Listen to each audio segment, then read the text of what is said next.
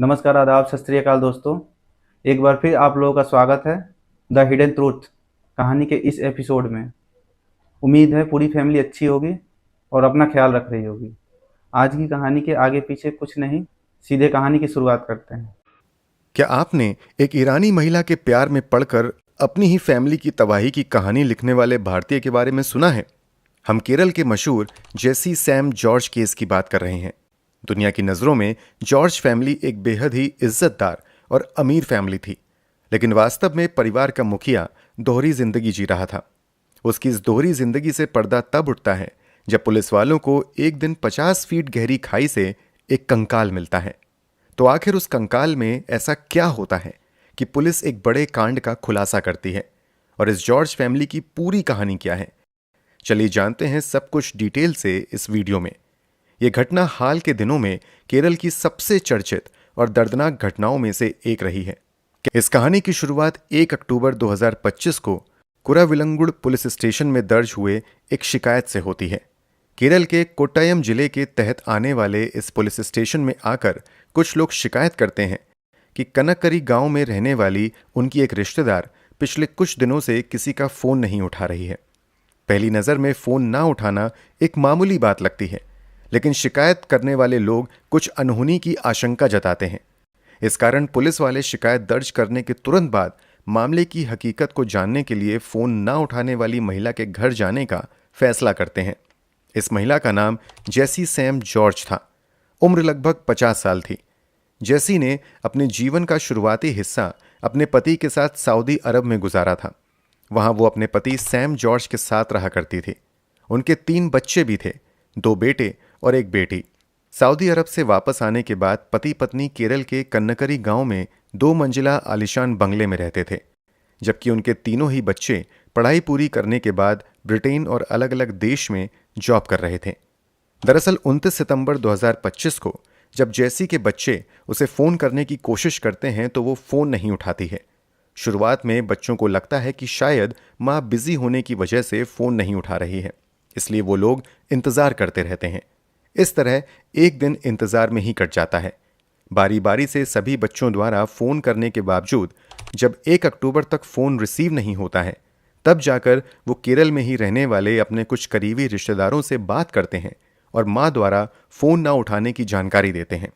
इस दौरान ये लोग साथ में ही रहने वाले अपने पिता सैम जॉर्ज से भी कांटेक्ट करने की कोशिश करते हैं, लेकिन उनका नंबर भी अनरीचेबल आता है। बच्चों के ही कहने पर रिश्तेदार पुलिस में जाकर शिकायत दर्ज करवाते हैं।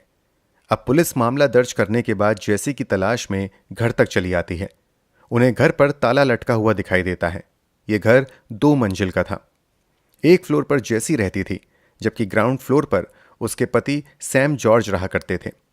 पुलिस आसपास के लोगों से इस घर में रहने वाले लोगों के बारे में जानकारी लेती है, लेकिन पुलिस वालों को कोई कामयाबी नहीं मिलती है। अब पुलिस वाले भी जेसी के पति सैम से कांटेक्ट करने की कोशिश करते हैं ताकि जेसी के बारे में पता लगाया जा सके। सैम ही वो शख्स था जो पिछले कई सालों से लगातार जेसी के साथ रह रहा था। जब पड़ोस के लोगों से पूछताछ करने के बावजूद पुलिस वालों को कोई जानकारी नहीं मिलती है, तब पुलिस वाले जेसी और सैम दोनों के ही नंबर की डिटेल्स निकलवाने का फैसला करते हैं। जब पुलिस को नंबर की कॉल डिटेल्स और लोकेशन हिस्ट्री मिलती है तो कुछ हैरान कर देने वाली जानकारी सामने आती है। जेसी की आखिरी लोकेशन उसके घर की ही मिलती है। जेसी का मोबाइल भी 26 सितंबर की शाम 6 बजे से स्विच ऑफ मिलता है, लेकिन उसके पति सैम की लोकेशन पिछले कई दिनों से कई बार बदल चुकी थी। अब पुलिस वालों को लगने लगता है कि दाल में जरूर कुछ काला है, इसलिए सैम लुका छुपी कर रहा है। अब पुलिस वालों की एक डेडिकेटेड टीम सैम को ढूंढने में लगा दी जाती है, ताकि न केवल सैम का पता लगाया जा सके बल्कि उसके जरिए जेसी तक भी पहुंचा जा सके। सैम की लोकेशन हिस्ट्री से पता चलता है कि जब 26 सितंबर 2025 की शाम 6 बजे जेसी का मोबाइल बंद हुआ था, तब ठीक उसी रात सैम की लोकेशन कोट्टायम जिले से बदलकर इडुक्की जिले की तरफ हुई थी। इतना ही नहीं, पुलिस वाले जब घर के आसपास लगे सीसीटीवी फुटेज को खंगालती है, तब वहां से भी कंफर्म होता है कि 26 से 27 सितंबर की आधी रात को सैम अपनी कार से निकलता है और वो इडुक्की जिले की तरफ जाता है और फिर अर्ली मॉर्निंग वापस अपने घर की तरफ आता हुआ दिखाई देता है। किसी भी सीसीटीवी फुटेज में जेसी की मौजूदगी नहीं देखी जाती है। अब पुलिस वालों का शक यकीन में बदलने लगता है कि जरूर जैसी के गायब होने के पीछे सैम का ही हाथ है। इसलिए पुलिस वाले एक बार फिर से सैम की तलाश में कुछ संभावित जगहों पर छापेमारी करती है, लेकिन कहीं से भी सैम का पता नहीं चलता है। इस बीच सैम की लोकेशन ट्रैक होती है। वहां से पुलिस वालों को पता चलता है कि सैम केरल से निकलकर कर्नाटक की तरफ चला गया है। उसकी लोकेशन मैसूर के आसपास की पाई जाती है। अब केरल पुलिस तुरंत बेंगलोर पुलिस से कांटेक्ट करती है और उनसे सैम को गिरफ्तार करने में मदद मांगती है। इस तरह बेंगलोर पुलिस और केरल पुलिस ज्वाइंट ऑपरेशन शुरू करती है और फाइनली मैसूर से 3 अक्टूबर 2025 को सैम को एक होटल से गिरफ्तार कर लिया जाता है। उस होटल में पुलिस वालों को सैम के साथ एक महिला भी दिखाई देती है। पहली ही नज़र में साफ हो जाता है कि ये महिला भारतीय नहीं है। आगे की जांच में उस महिला की पहचान एक ईरानी महिला के तौर पर होती है, जो इस समय केरल के एक कॉलेज में पढ़ाई करने के लिए भारत में रुकी हुई थी। पुलिस उस ईरानी महिला और सैम को गिरफ्तार करके केरल लेकर आती है। यहाँ दोनों से ही पूछताछ का सिलसिला शुरू होता है। शुरुआती पूछताछ में सैम कहता है कि उसे पत्नी जैसी के बारे में कोई जानकारी नहीं है।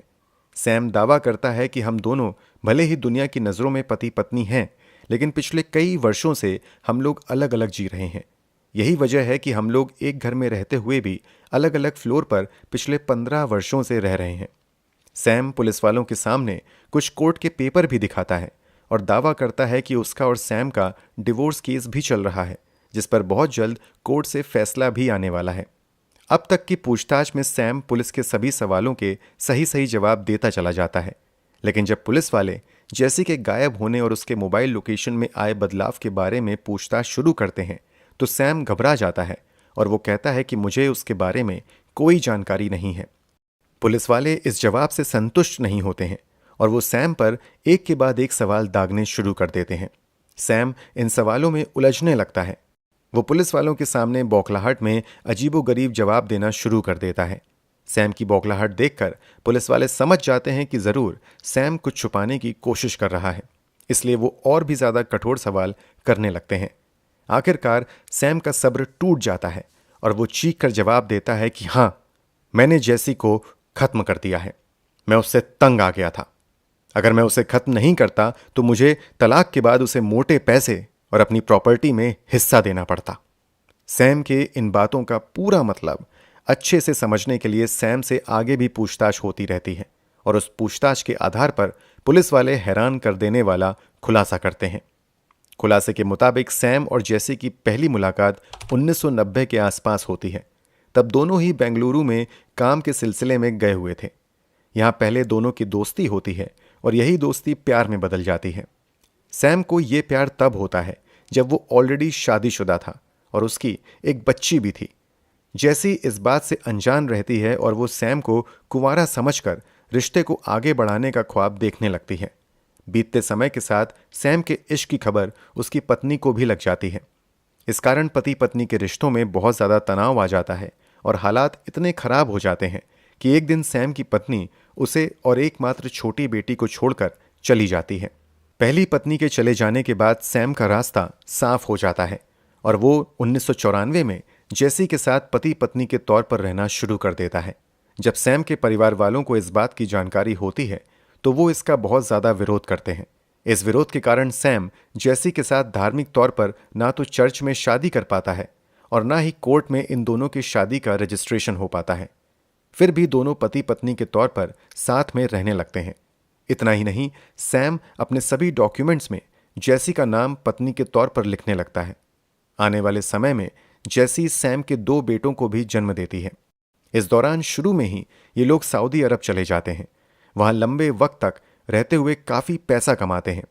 बच्चे भी अच्छी अच्छी यूनिवर्सिटी में पढ़ाई करने लगते हैं। खुलासे के मुताबिक सऊदी अरब में रहते हुए ही सैम के व्यवहार में बदलाव आना शुरू होता है और वो छोटी छोटी बातों पर जैसी के साथ मारपीट करना शुरू कर देता है। एक बार तो वो जैसी को इतनी जोर से धक्का देता है कि उसके सर पर चोट लग जाती है। फिर उसे लगभग 2 हफ्ते तक वेंटिलेटर सपोर्ट पर रखा जाता है। धीरे धीरे जैसी की हालत में सुधार होता है और फिर पूरी तरह स्वस्थ होकर अस्पताल से वापस घर आ जाती है। अस्पताल वालों को सैम जानकारी देता है कि बाथरूम में फिसलने की वजह से जैसी के सर पर चोट आई थी। ठीक होने के बाद जैसी भी अपने पति के बयान का समर्थन करती है, ताकि पति किसी मुसीबत में ना पड़े, और फिर वहां से दोनों वापस भारत आकर सेटल हो जाते हैं। भारत आने के बाद कुछ समय तक तो सैम और जैसी की स्थिति ठीक रहती है, लेकिन एक समय के बाद फिर लड़ाई झगड़े का दौर शुरू हो जाता है। इस लड़ाई झगड़े की सबसे बड़ी वजह सैम का दिलफेक होना था। दरअसल सैम जैसी से दूर होने लगता है और वो नई नई लड़कियों के साथ इश्क लड़ाना शुरू कर देता है। वो दुनिया के सामने खुद को अमीर कुंवारा लड़का के तौर पर पेश करना शुरू कर देता है। इस कारण जैसी के साथ रिश्ते और ज्यादा तनावपूर्ण हो जाते हैं। इस कारण दोनों एक घर में रहते हुए अलग अलग फ्लोर पर रहने लगते हैं।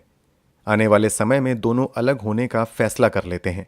इसके बाद 2018 में जैसी अदालत में protection of women from domestic violence act के तहत अदालत में मेंटेनेंस और पुलिस सुरक्षा के लिए अपील करती है। अदालत में सैम कहता है कि इन दोनों की शादी ना तो धार्मिक तौर पर कभी हुई और ना ही कानूनी तौर पर इन दोनों की शादी का रजिस्ट्रेशन हुआ है, इसलिए वो जैसी को किसी भी तरह से गुजारा भत्ता देने के लिए बाध्य नहीं है। लेकिन अदालत कहती है कि पिछले कई सालों से दोनों पति पत्नी के तौर पर साथ रह रहे हैं, इसलिए गुजारा भत्ता देना ही होगा। अदालत ही जैसी को घर में रहने का हक भी दिलवाती है। इधर सैम विदेशी महिलाओं को अपने जाल में फंसाने के लिए साजिश के तहत 57 साल उम्र होने के बावजूद 2014 में वो केरल के ही एमजी यूनिवर्सिटी के स्कूल ऑफ टूरिज्म स्टडी में master of travel and tourism management के कोर्स में एडमिशन ले लेता है। यहाँ वो कई विदेशी महिलाओं को अपनी चाल में फंसाने में कामयाब हो जाता है। कुछ महिलाओं को वो शादी के ख्वाब दिखाकर अपने बंगले पर भी लाने में कामयाब हो जाता है, लेकिन ऐन मौके पर जैसी सामने आकर उसके प्लान पर पानी फेर देती है। वो विदेशी महिला को बता देती है कि मैं इसकी पत्नी हूं और इसने पहले भी कई लड़कियों को अपने जाल में फंसाया है। अपनी पत्नी से तंग आकर सैम तय करता है कि वो जैसी को अब ना केवल अपने घर से निकाल देगा बल्कि उसे गुजारा भत्ता भी देना बंद कर देगा। इसलिए एक बार फिर से वो अदालत का दरवाज़ा खटखटाता है, लेकिन अदालत की सुनवाई में लगने लगता है कि अदालत का फैसला जैसी के पक्ष में होगा। इससे सैम बहुत ज़्यादा परेशान होने लगता है। इसी बीच उसकी मुलाकात एक ईरानी महिला से कॉलेज में हो जाती है। ईरानी महिला के सामने भी वो खुद को अमीर और कुंवारा एनआरआई बताता है। कई बार उस ईरानी महिला को घर पर भी लेकर आता है, लेकिन इस बार ईरानी महिला को सैम अपना स्टूडेंट बताता है। जैसी खामोश रहती है, लेकिन सैम को पूरी तरह लगने लगता है कि अक्टूबर के अंत में अदालत से आने वाला फैसला भी उसकी पत्नी के हक में जाएगा। ऊपर से उसकी पत्नी उसे ईरानी महिला से भी दूर कर सकती है, इसलिए वो अपनी पत्नी को ही खत्म करने का फैसला करता है। इस प्लानिंग के तहत वो पहले उन इलाकों का चुनाव करता है जहां वो शव को ठिकाने लगा सके।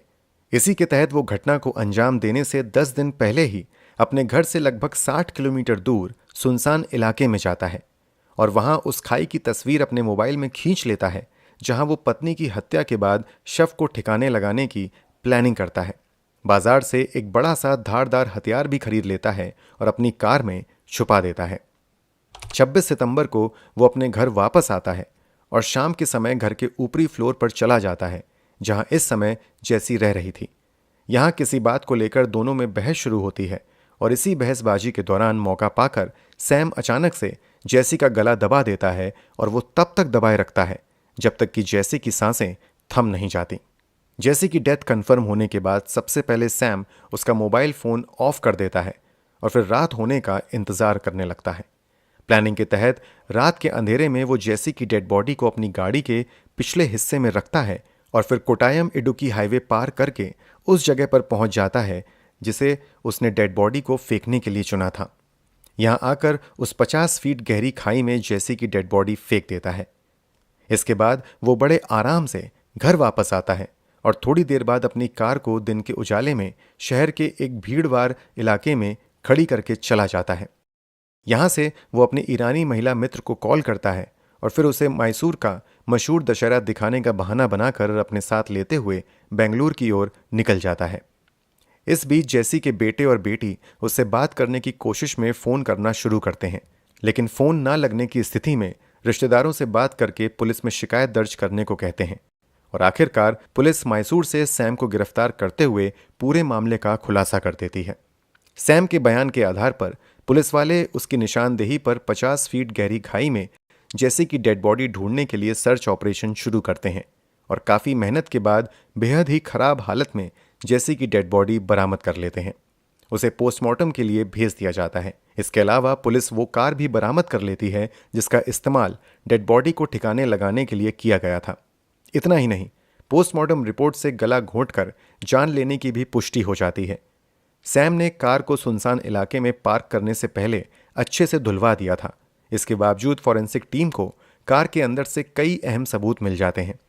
इतना सबूत जुटाने के बावजूद पुलिस वाले अब तक जेसी का 2 मोबाइल फोन बरामद नहीं कर पाए थे, जो इस मामले में बड़ा सबूत हो सकता था। जब मोबाइल फोन के बारे में सैम से पूछा जाता है तो वो बताता है कि उसने जेसी के दोनों मोबाइल फोन को एमजी यूनिवर्सिटी कैंपस में बने एक बड़े से तालाब में फेंक दिया था। यह तालाब लगभग 60 फीट गहरा था। एविडेंस को और मजबूत करने के लिए इस मोबाइल फोन का मिलना बेहद ज़रूरी था।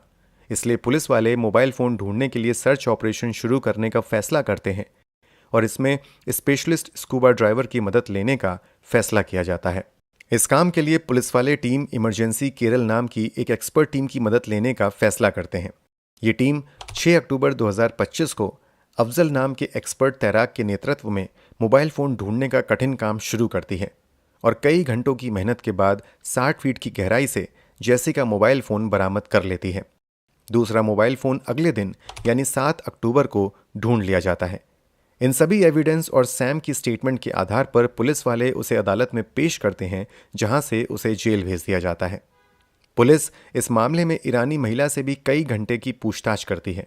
शक जताया जाता है कि कहीं जेसी की हत्याकांड में ईरानी महिला का तो हाथ नहीं है, लेकिन पुलिस की कई घंटों की पूछताछ में एक भी ऐसा सबूत नहीं मिल पाता है जो ईरानी महिला का इस पूरे मामले में हाथ होने की ओर इशारा करे। जांच में साफ हो जाता है कि सैम ने ईरानी महिला को झूठ बोलते हुए गुमराह किया और खुद को कुंवारा बताया। उसने ईरानी महिला को बिना कुछ बताए ही चुपचाप अपना रास्ता साफ करने के लिए और प्रॉपर्टी पर पूरा कब्जा करने की नीयत से जेसी को अपने रास्ते से हमेशा के लिए हटा दिया। इस जांच के बाद ईरानी महिला को बरी कर दिया जाता है, जबकि सैम आज भी सलाखों के पीछे अपने किए की सज़ा का इंतज़ार कर रहा है। दोस्तों, सैम के किए की सज़ा का फैसला तो अदालत करेगी, लेकिन आपको मौका मिले तो गुनाह साबित होने पर गुनहगार को क्या सज़ा देंगे, कमेंट बॉक्स में ज़रूर बताएं। अगर आपको हमारी मेहनत पसंद आई हो तो इस वीडियो को लाइक करते हुए शेयर भी करें